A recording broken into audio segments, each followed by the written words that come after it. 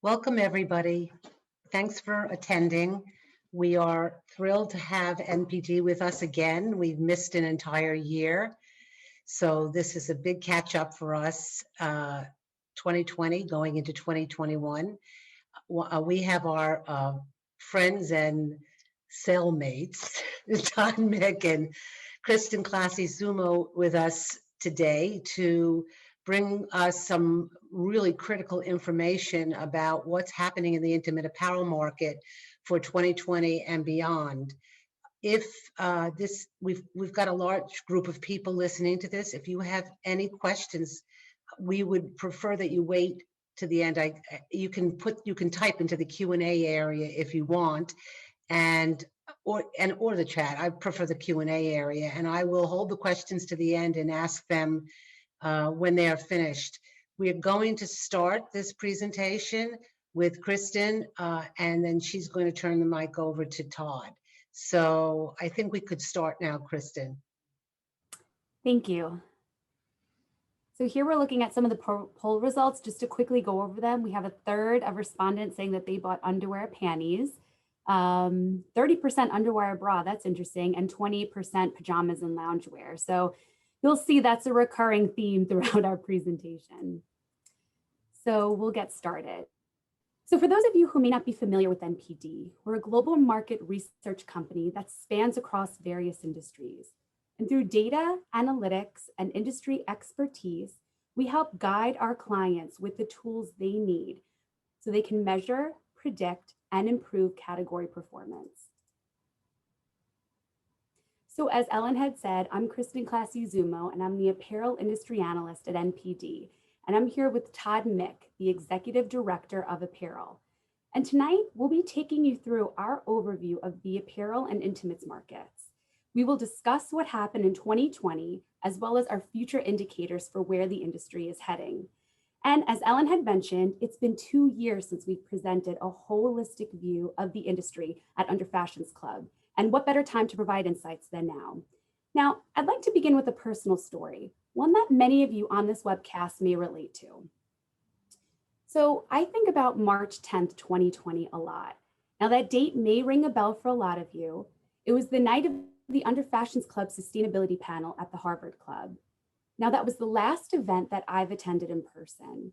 That was the last time that I was physically in a room with colleagues and coworkers. And as I was driving to the city for the event that night, as I was approaching the Midtown Tunnel, I remember this game that I would play with my brother as a kid. Our parents told us that while we drove through the Midtown Tunnel, if we held our breath the entire duration of the tunnel and made a wish, the wish would come true. Now, I was never able to hold my breath for that long, and it was probably just a way for my parents to get a few minutes of peace and quiet. But little did I know how that game would symbolize the months to come, collectively holding our breaths, waiting to see the light at the end of the tunnel. And although we all experienced fears and maybe losses, both personally and professionally, the light is coming. And although I refuse to use the word unprecedented, it was a year like no other. But not all industries felt it equally. So here we're looking at the growth and decline of some of the industries that we track at NPD. And there were industries that grew this past year, and they were closely tied to our home-centric lifestyles. Home products like small kitchen appliances and housewares were strong. The growth in sports equipment was led by home fitness gear and bicycles. Media entertainment like streaming services and video games kept us entertained for hours. And office supplies grew thanks to working from home, organization, and of course, cleaning supplies. Then you see the soft lines industries to the right that have continued to downtrend. These are discretionary categories that have seen reduced demand as consumers aren't going to the office, going out to eat, or going to events. But it's important to note that there were some bright spots within these industries. In beauty, hair care and skincare performed well as they focus on self-care. And in footwear and apparel, comfort was a key driver. But as you can see here, the growth in comfort categories was not enough to offset the large declines we saw in apparel. This past year, total apparel declined $42 billion. And this decline of $42 billion set us back 10 years and puts us closer to the market size that we saw back in 2010, right after the recession. And looking at how apparel performed by gender, women still accounted for the bulk of the sales in 2020, representing 53% of the dollars generated, but dollars declined 21%. And this was the most out of any wearer segment. Men's represented close to a third of sales, with dollars declining 18%. Now, units fared better, declining in the single digits. And that's thanks to more practical basic categories that men were replacing while in quarantine mode. And kids, which made up about 16% of dollars, declined the least at about 12%. Now, that's no surprise. Pandemic or not, kids are still growing.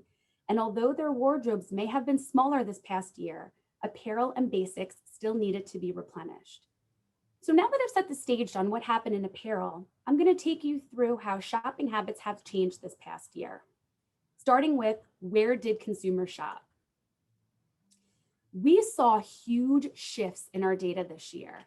As a result of many stores being closed, in-store spend on apparel declined 30%. And even after reopenings, many stores have kept their fitting rooms off limits. And this has hurt apparel, as being able to try on clothes in store is a benefit to going to the store to shop. And this has led to in-store purchases to become more transactional and less about discovery. Online and warehouse clubs gained new apparel buyers, which we'll touch on in a few slides. And although these buyers purchased more often, they spent less per trip.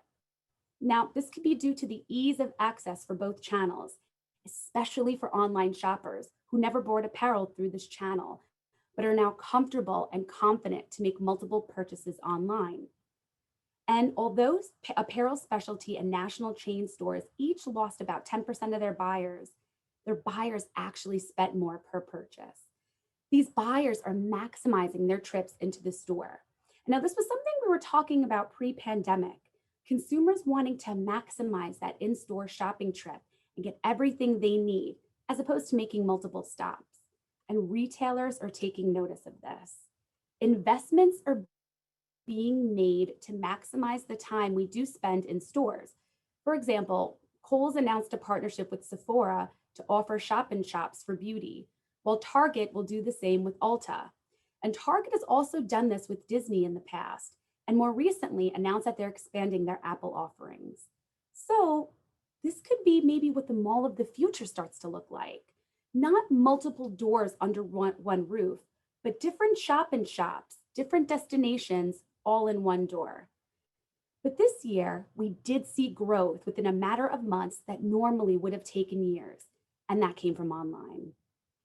So here we're looking at the share of online versus in-store, and we're looking at dollars month to month. When stores shuttered early in the pandemic, we saw online shift and account for the majority of sales in apparel. Since then, consumers have not fully reverted back to their pre-pandemic online shopping behaviors. 34% of the dollar sales in 2020 came from apparel purchased online, and that's up 10 points versus 2019. So think about it. 1 out of every 3 pieces of apparel purchased this year was purchased online. And even when we look at our newest data for 2021, that number remains consistent. A lot of that growth is a result of a new consumer shifting online. 20% of the dollars spent on apparel online came from boomers, and this is up double digits compared to last year. But it's important to note that although boomers saw the fastest growth, all generations grew their spend online. So it's more important than ever for your digital strategy to understand how to retain customers across all ages, not just focusing on one specific generation, because we do not anticipate online shopping to return back to pre-pandemic numbers. And when thinking about your omni-channel strategy, online is not just a place where we're shopping, but it's affecting how we're shopping. So now let's look at how consumers have shopped this past year. Online influence is growing. When we asked what has the most influence on the fashion you buy, 41% of consumers felt that online ads were the most influential. Now this makes sense. Online ads are targeted by search history, making them more personalized and relevant than traditional marketing. And a third of consumers thought comments and recommendations seen on social media were the most important. So that's a third of consumers putting a lot of faith into the experiences of people they may not even know firsthand. And we know this is especially true on social media. This past year in 2020, social media has really transformed from a place of sharing to a place of discovery. And no other platform has promoted discovery better than live streaming. Live streaming was a way for consumers to connect with the brands that they love when they couldn't go into the store. We asked a panel of millennial women if they've used live streaming during the pandemic. 72% said no, and they were not interested in using it, while close to 20% said no, but we're interested in using it in the future. And only 2% said yes, they've made a purchase using live streaming. Now, this number sounds low, only 2% of respondents. But remember, it was only 10 years ago when online shopping only made up about 4 to 5% of apparel sales. So live streaming is a new vehicle that could have some legs in the future. And live streaming reinforced a sense of community, especially online. These online communities on a global level were social hubs for sharing and selling. And while quarantined, people came together in different forms, from message boards to cooking classes to exercise groups. Common interests and social missions being key drivers. And this is also affecting how consumers are buying with socially conscious brands in mind. So we really wanted to understand how social missions affected fashion purchases. So we asked consumers, when purchasing fashion, how important is a brand's social mission? 4 out of 10 said that when shopping for fashion, a brand's social mission is important when deciding on whether to purchase a product or not.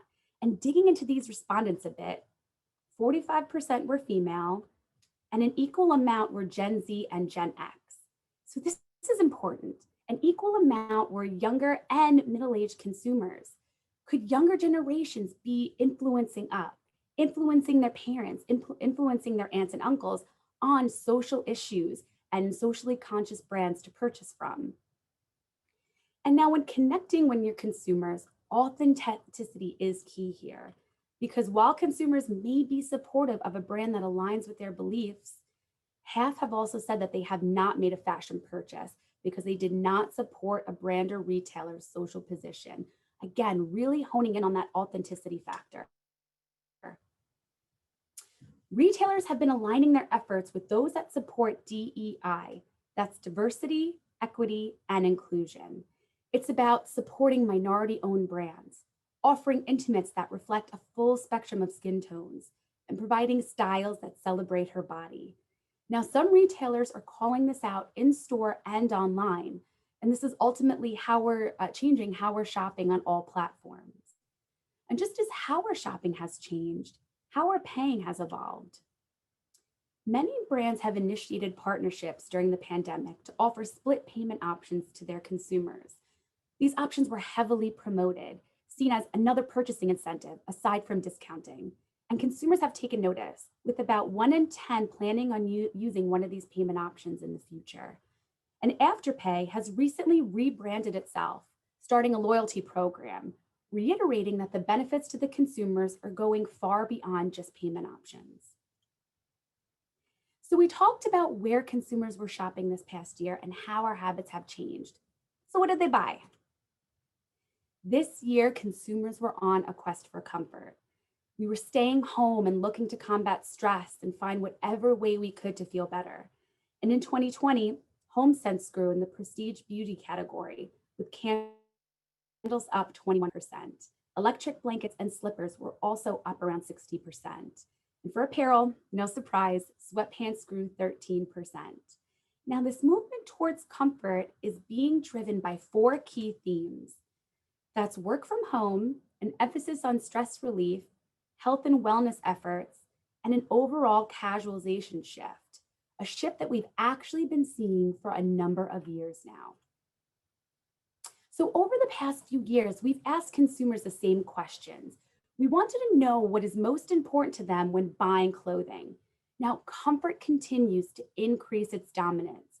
As you see, almost half of respondents say that comfort is the number one factor when choosing what apparel they buy.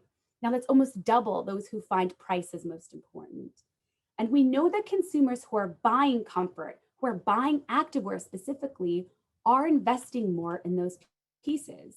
So this is using NPD's checkout tracking data. And what's really interesting about this data is that it looks at actual consumer receipts. So we can study how consumers are shifting their spend and behavior over time. And what this is telling us is that activewear buyers spent 18% more per purchase this past year than non-activewear buyers. And of those that are buying activewear, they spent more than last year for both men's and women's, while those buying non-activewear spent significantly less. So again, we see that activewear buyers spend more per apparel purchase, they're spending more on activewear, and those buying non-activewear spent significantly less. These buyers are recognizing that they're investing in the benefits of activewear. They're investing in fabric technology. They're investing in the versatility that activewear provides. And we know that now we can wear activewear essentially everywhere. So you've gotten a clear sense of what's done well this past year. It was a call for comfort. But does this trend have staying power? And what are the future indicators that are going to signify a return to normalcy for the categories that may have been put on the back burner this year? So just like we saw a growing trend of comfort, active, and basics, sales that declined seem to fall into three key areas. That's work, social, and travel. Now this makes sense. These were the areas that were the most affected by the pandemic. They were most affected by quarantine this past year. And we see traditional office wear looking like it was hit the hardest. But will this trend continue as more people become vaccinated and offices open back up? We asked consumers in February if they anticipate working from home in the future. 23% said yes, and 14% said they did not know. So that's roughly 40% of the current workforce that may be working from home more than before. Now, with this new lifestyle, versatility is going to be more important than ever. Now, when was the last time that you went to the office and clocked 9 to 5 and came home? Our lives are not as segmented as they once were. They're more a balancing act with work, family, leisure time, and exercise blended into the day. And apparel and what we wear underneath needs to reflect this. Workwear that blurs the lines will be more important than ever, as many of us may be working from home more permanently in the future. So now, what about how we dress to go out? Naturally, since the pandemic, spend on experiences like going out to eat or live events has declined dramatically. And once these activities pick back up again, how will consumers dress?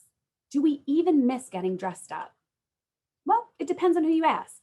1 out of every 3rd consumer said no, they don't miss getting dressed up. But over half said yes, ranging about 54%. And when we dig into these respondents who miss getting dressed back up, we found that the majority were younger consumers. So are we headed to another roaring 20s? During our year inside, there was a lot of fashion inspiration to draw from. The runways were adorned with sequins and color, and shows like Bridgerton left us romanticizing about life. Even Sex and the City is planning on a comeback with HBO Max. But how will Carrie Bradshaw be dressing? Will she hang her Jimmy Choos for a pair of New Balance?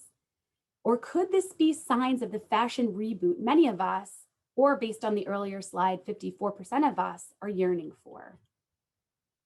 A fashion moment is coming, but it will be one rooted in comfort. Consumers are going to start to look at categories beyond sweats, but they don't want to sacrifice the comfort that they've got accustomed to. So this brings me to my final recovery indicator that I had mentioned, and that's travel. Here we're looking at a grouping of swim categories that we track at NPD. And it's important to note that this past year, staying home didn't always mean staying inside. Swim categories actually grew over the summer. We found that as consumers were staying in their yards, spending time with family, they were buying bathing suit separates to replenish what they needed. But could swim now start to grow as a result of travel? Looking here at 2021, which you see charted in the green, swim is starting to pick back up for 2021, possibly a result of a pent-up demand from spring breakers looking to get out.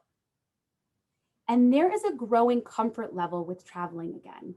About a third of consumers said that they anticipate returning to their pre-pandemic travel behaviors by the end of the summer, with 14% returning as soon as springtime. and over half said that they would feel comfortable within the next year. So as vaccines start to roll out and we begin to return to some normalcy, we're starting to see the light at the end of the tunnel. But when we come out on the other end, we will be in a different place than we were before.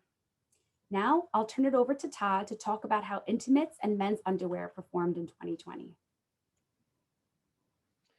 Thank you so much, Kristen. Now, I would be remiss if I didn't acknowledge that this has been a tough year. We've all gone through an incredible amount of transformation and learning in 2020. In fact, this industry should actually give itself a pat on the back because you truly have innovated and transformed, and the intimates business is actually doing fairly well. And at NPD, the truth lies in the data. And as you can see, intimate apparel performed much better than total women's apparel. It was down 2% versus women's apparel was down 15%. So again, doing much better than total women's apparel. So let's talk about that innovation and transformation that drove these favorable results. In some cases, it was about the stronger getting stronger, be it Soma evolving its image and visual communication to broaden its reach, or Delta Galil purchasing Bear Web to gain their digital mindset, or Aerie continuing to align with its consumers' core values and its Random Acts of Kindness holiday campaign, which was so much a part of that empowering Aerie Real campaign. Or Bompus, that philanthropic sock company extending into underwear for men and women and staying committed to helping homelessness and also delivering a strong body positivity and size inclusivity story. And I mean, their use of real models is really pushing the envelope in terms of what consumers will accept. So it's going to be really interesting to watch this one. And VS in a period of total transformation. And we're definitely seeing signs of life on the VS front in our latest data. And so this is something we're going to be talking about a little later. And hot off the press, in spring 2020, the traditional channel boundaries of where specific brands can be sold is shifting. Calvin will be available at Kohl's in fall 21, and Lively, which was sold at Nordstrom, is now available at Target year-round. Again, kudos to this industry for innovating and transforming. So these examples are really indicative of what's driving her to spend in the intimate space, and there's essentially 4 key growth drivers. First, the most important question that all of our clients are asking us is, or you should be asking yourself is, where is my product available to sell? Making it easy for her to shop, be it online at Amazon or True & Co., or in a store where she can accomplish grocery shopping and apparel shopping for the family, like mass retailers, really were the clear winners. Second, it's all about comfort. And you guys know my background. I came from Warner's, and I just was born with the comfort of wire-free. So again, we're always talking about comfort in our presentations, but now it's really about meeting the customer where she is and in her new work from home, play from home, take care of the kids from home lifestyle. And brands that delivered and evolved into comfort were the brands that won in 2020. And now, lastly,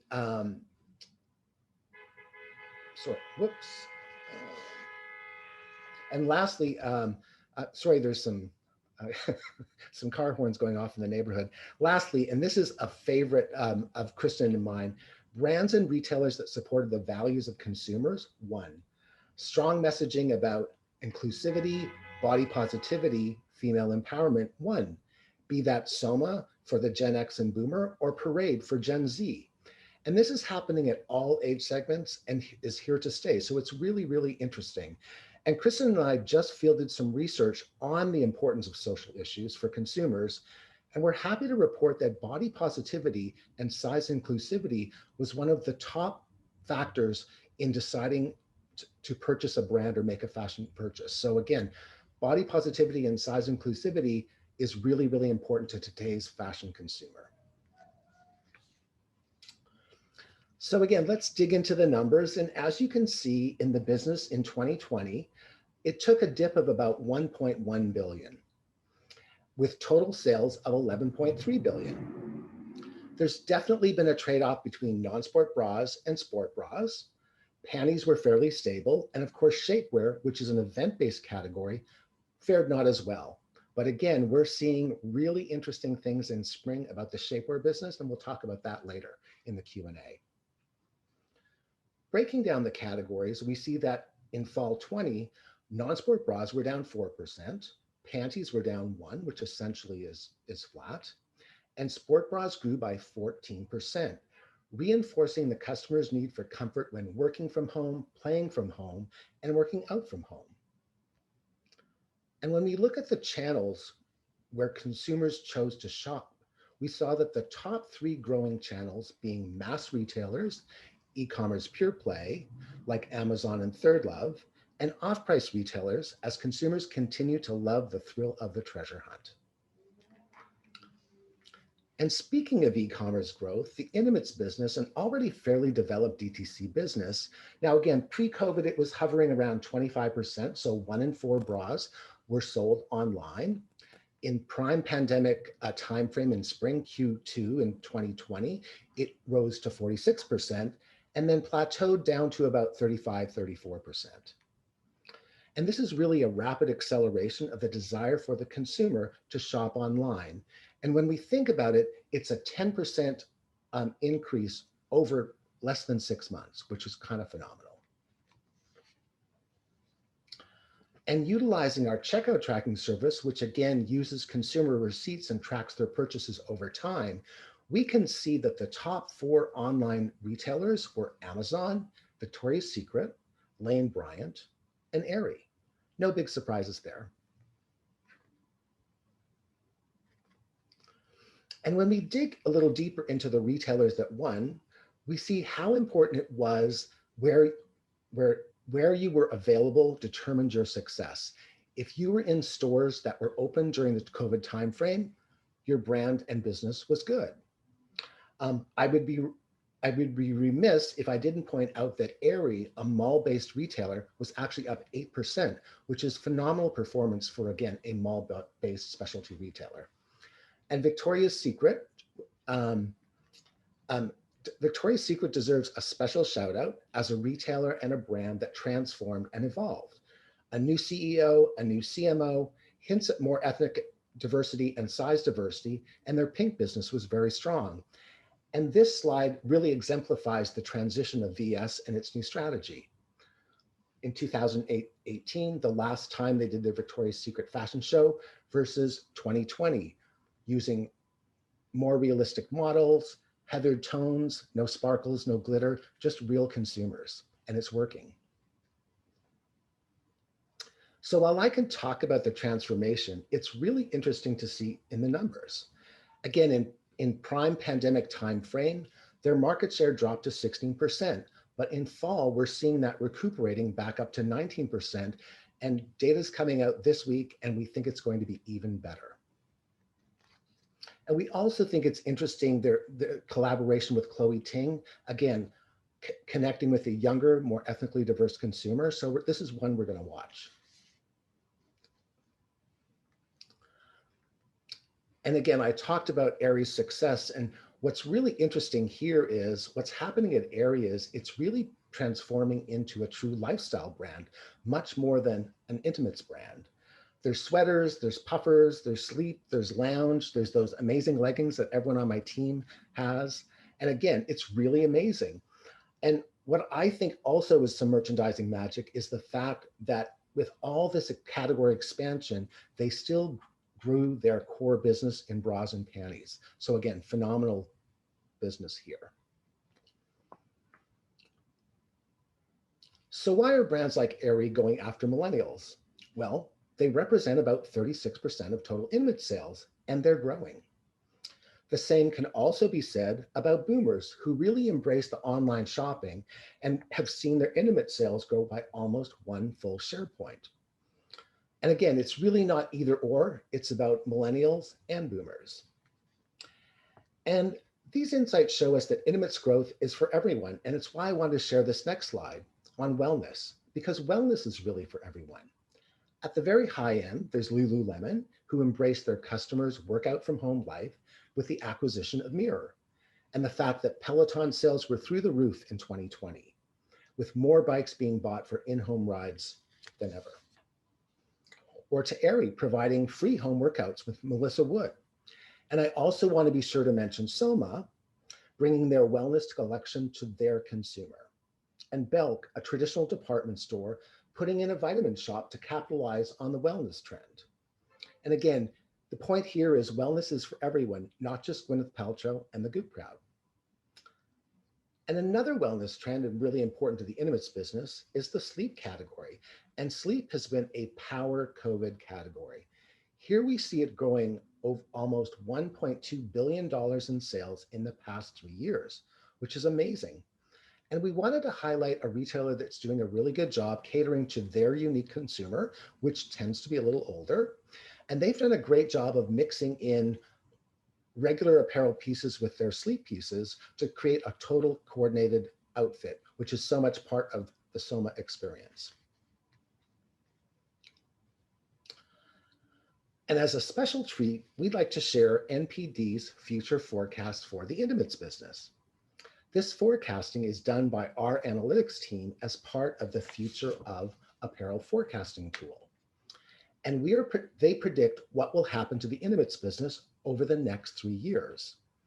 I'm going to give you a little look into NPD's analytics-based crystal ball and share that we are predicting the intimates business to grow. What is great about the Future of Apparel product is our team of experts forecast the individual categories so you can see how high sports bras and sleepwear will be in 3 years, so you can plan your assortment strategies appropriately. It's really fantastic information to help you grow your business.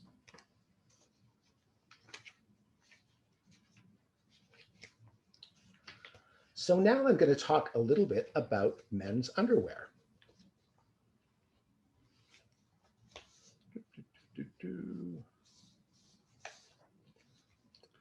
And men's underwear is a smoother ride. We're calling it more Cadillac, less Jeep, because the men's underwear business was actually quite good. So let's talk about some of the truly interesting moments in men's underwear.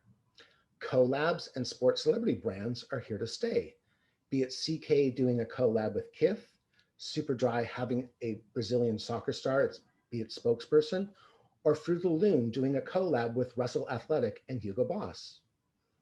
Another thing we've noticed in men's was a focus on body positivity and size inclusivity. Yes, in men's underwear.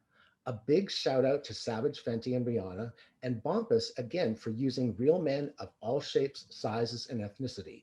And I think what Rihanna has done for men's underwear is really brilliant, really offering a modern view in terms of body positivity, gender fluidity, and diversity.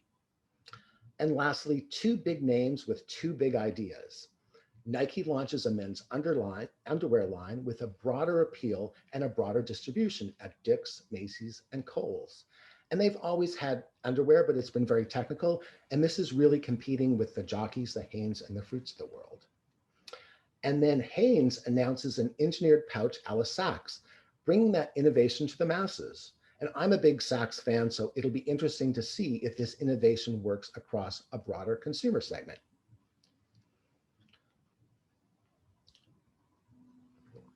So let's dig into the data again and see why I'm so bullish on men's underwear. Well, men's underwear was actually up 2%. And again, total men's apparel was down 12%. So again, we've got good reason to be happy about the men's underwear business. And taking a look at the top 10 apparel classes, just for context, we see that what we call the power comfort categories are winning. Categories like sweatshirts, categories like underwear and sleepwear were all growing. And sleepwear is particularly interesting because it's continuing to do well post-holiday. And we generally think of sleepwear following a very holiday sales curve, but that's not the case as people are really wearing it for lounge. And we always talk about the innerwear businesses being mature. And even though there is a lot of apparent disruption, the truth is it's really all about maintaining or stealing share from your competitors. Here we see a much more stable business in the men's underwear business as characterized by an essentially flat line graph. when you compare it to the women's business and the dips and spikes that happened in that business. So what's driving this relative stability in men's underwear? Well, there's essentially three factors: where you sell, comfort and innovation, and value. As we've said before, where you're sold is one of the most important factors contributing to your success as a brand or a retailer. Men's underwear brands that align themselves with clubs and online did better than most, not to mention the dominance of mass retail like Walmart and Target in the men's underwear space. Next was comfort, and I'll make that a broader theme of innovation, as we saw up front a lot of cool things happening in men's underwear that drove comfort home for the male working at home, working out from home, and taking care of the kids from home lifestyle.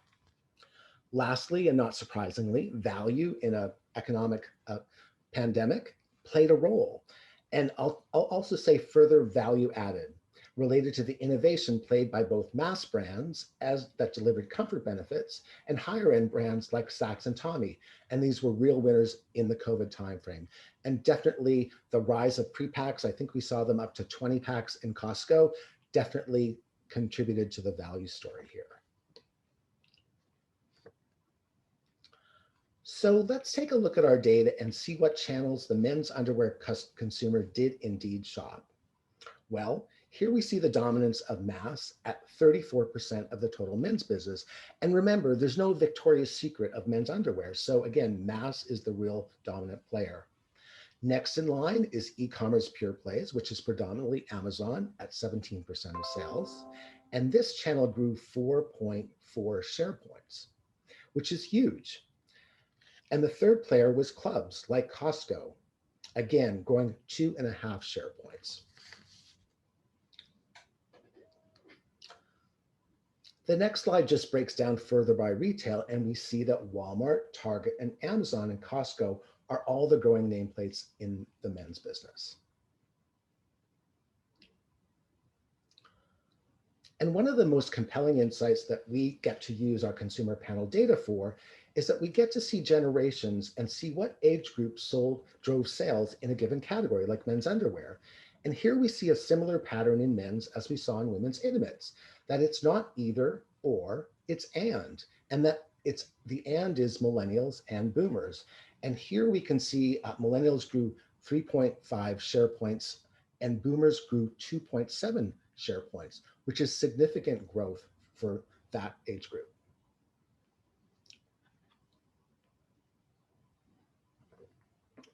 And speaking of online again, we see that pre-pandemic levels of men's underwear was penetrating about 27 to 29%.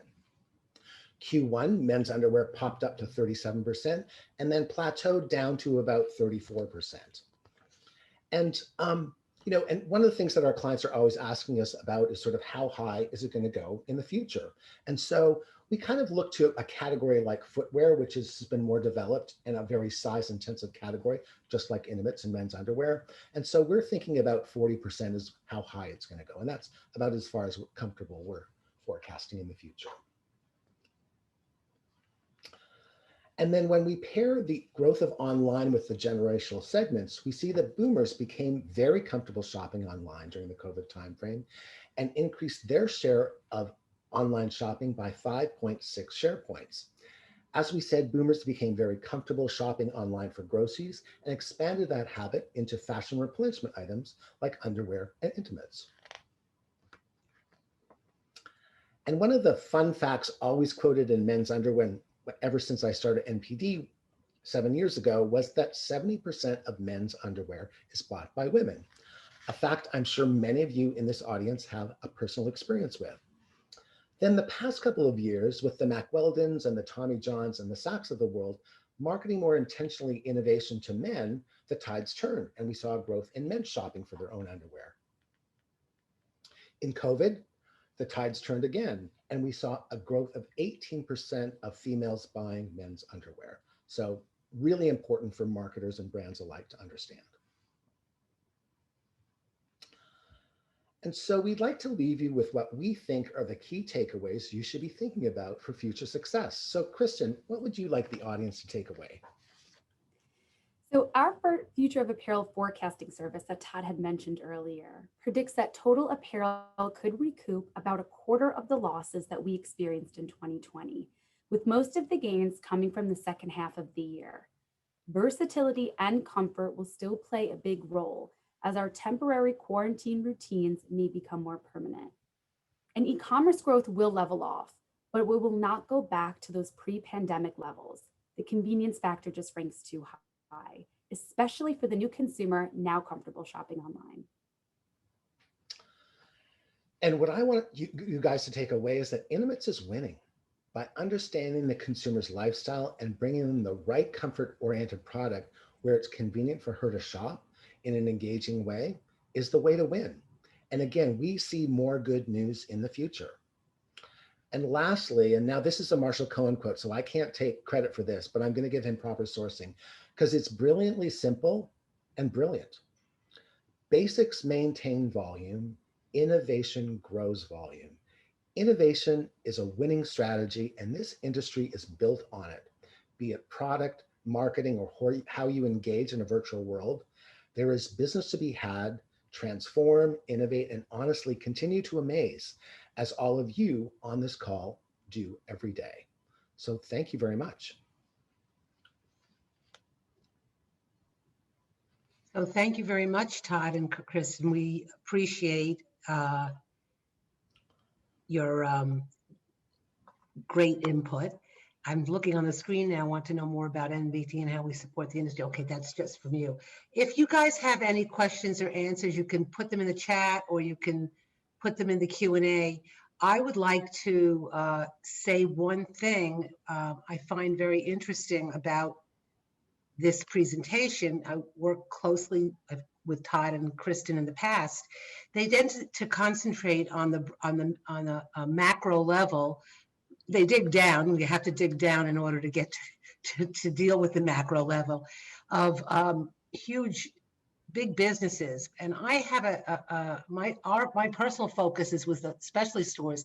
And what's really interesting in this presentation, because I've been speaking for a year individually on the phone to many specialty store owners who really went through some trying times, the information is identical. What they're selling, the only thing I'll add to it is sexy's coming back. I feel like I'm a Justin Timberlake song. But other than that, I can't even, it's unbelievable how similar it is. You don't usually see that between the big mass merchants, the department stores, and then the specialty operations. So I think it's particularly pertinent this year. Does anybody have any questions? I don't see anything on the board, so I'm assuming Hey, not. Helen, I know there was a question about shapewear that came in earlier, and I want I to didn't just see talk it. about that because it's a really, really interesting category. Okay. So again, up until very recently, both Chris and I have been a little hesitant to talk about shapewear. It's an event-based business. You know, we both live in the Northeast, so there's not a lot going on in New York City and Long Island.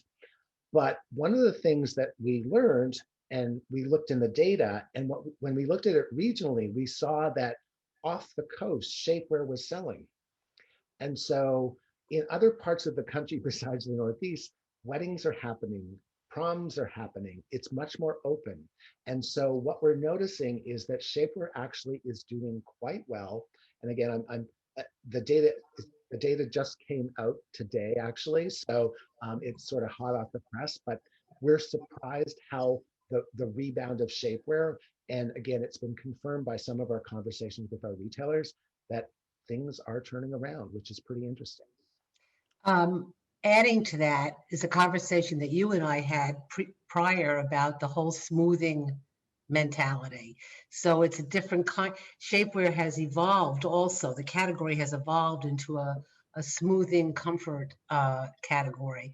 So I don't know if you want to address that at all. Yeah, no, so one of the really cool things that we get to track is the smoothing attribute in the bra business. And we think of smoothing actually as an extension of comfort because wearing a smoothing bra makes her feel great, makes her feel good under her clothes. And so it really sort of impacts the psychological comfort as well as, again, the comfort of being contained in a smoothing bra. So, Right. and smoothing, again, has been growing exponentially, and it's been a big growth vehicle for the bra business. And just to add to that as well, traditional shapewear obviously declined in 2020, but when we dug into the data, we did see some growth. Shorts with shaping technology, active pants with shaping technology, they were up. So showing, the consumer, even though they weren't going out to parties, they were staying home, they were staying comfortable, there was still a desire for that technology. There was still a desire for that feeling. They were just getting it in other categories. Exactly. We've got another question here for you guys. How will sustainability make its way into the intimates market? What do you think the consumers would be most interested in? We know this is a really big challenge for intimates, particularly in the bra business, because of the massive number of componentry that has to be coordinated. But I'm sure you guys have studied this. So I can tell you, hot off the press, I just got some results today. We've done a lot on sustainability. And we just this past weekend asked consumers, what are you most interested in when it comes to sustainability in apparel? The number one answer is longevity, quality. Now, this is a theme. We had anticipated this would be the number one answer. It was confirmed today. This is a theme that we've been seeing in apparel. It's a theme we're seeing in intimates. This desire from the consumer for higher quality, for longevity in what they're wearing, making a little bit of a more investment in better quality. It's something that we've been talking about, absolutely applying to the intimates industry. yeah, I had that conversation with a swimwear manufacturer a while ago, even before COVID, in terms of what do you do? Lycra's, I'm using Lycra on purpose because that's what she happens to use, but Lycra is very important. And how do you, but nylon, you know that it can last forever. Her point was you use the highest quality and the swimsuit lasts longer. And so it's going into the ground in 10 years instead of in 6 months. And that's helping the whole sustainability point. Absolutely, yeah. Swim is going to be a really interesting category to track. I think it's know. Well. Right. I know. And I've We're heard very excited about swim. Yeah, I know. And some of the stores that I deal with more directly, which are the specialty stores, the ones in areas where people could go outside all year, or else at least they had unbelievable swim businesses. Right. So another question for both of you, and I think you kind of covered it, Todd, but this is more specific. Do you have any specific data that shows how department stores are doing with lingerie? In particular, this person asked about Nordstrom, Saks, Neiman's, that level, that tier. So they were the most impacted of any channel within sort of the intimate apparel space, and they continue to be the most impacted because of traffic. Kristen has some great research.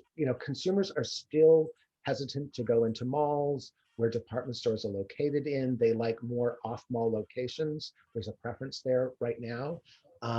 So they're doing better, but they continue to be impacted, and they're going to take the longest to recover.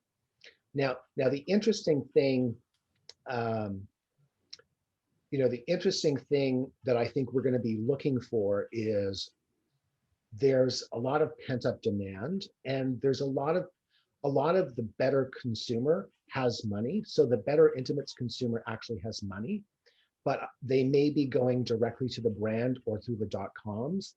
And that may be, again, impacting the speed of the recovery in the department store segment. Okay. Another question that just came in from one of the attendees, with more customers working out in their homes rather than in a gym or a studio, have you seen, or is there any information on the shift in the sports bra sales to more core functional styles instead of high fashion trendy styles? I could answer that one, but anyway, go ahead. So in the majority of the sales, people are going to sport bras for comfort. Comfort. High performance is a segment of the sport bra business, but the truth is all the business is done in medium support and low support.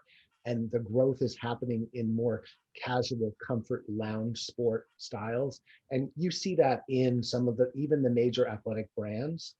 Their assortments, while they have the high impact and the true functional, they're expanding the bralette and the lounge and that sort of comfort sport. And Kristen, do you have anything to comment? Because I know you're an active consumer. As I look at my Peloton right in front of me.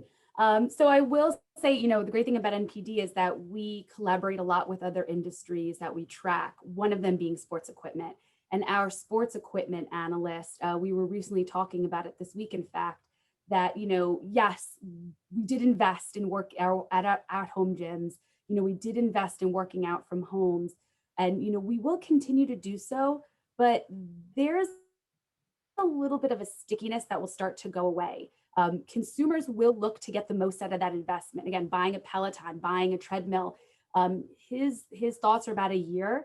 So consumers will really work out on them for about a year to make sure that they got the most bang for their buck, but they will return back to their pre-pandemic workout routines. It may be a hybrid. I know I personally have. So it may be a hybrid of using your at-home equipment and using your studio, going to a studio, going to a gym. So we really don't anticipate in the long run that going away, despite the consumer making a big investment in that at-home gym. So I think you're saying, just to clarify this, that the fashion element in sportswear will make headway because you're going to be out and about using it. I can say from my perspective, in the inclusivity part of that business, where they're making sports bras that are larger for bigger breasted women and not just something that you can wear to a yoga studio comfortably. And I am one of those consumers. It's very important because they've never had it before. And the brands that have done it well have done very well in that category during COVID. So I think it's worth a there's been shout great out. work in terms of size inclusive. I mean, Athleta, their key mannequin is a plus size model. I mean, they're really focusing on that. And again, Target does a great job of that as well. Right, and they want that buzz in their clothing because they've, I don't need, but even if they're staying home, I think that might be it. Okay, if nobody else has a question, I will thank Kristen and thank Todd. And hopefully we won't have to wait 2 years to hear the updates again. Yeah. And hopefully we'll be in person next time. Yeah, hopefully be in person. Right. Yeah, that does make a difference. And again, thank you. We really appreciate, working with the Under Fashions Club. So thank you for letting us participate in this. Getting some nice feedback on here about the presentation. So glad you came.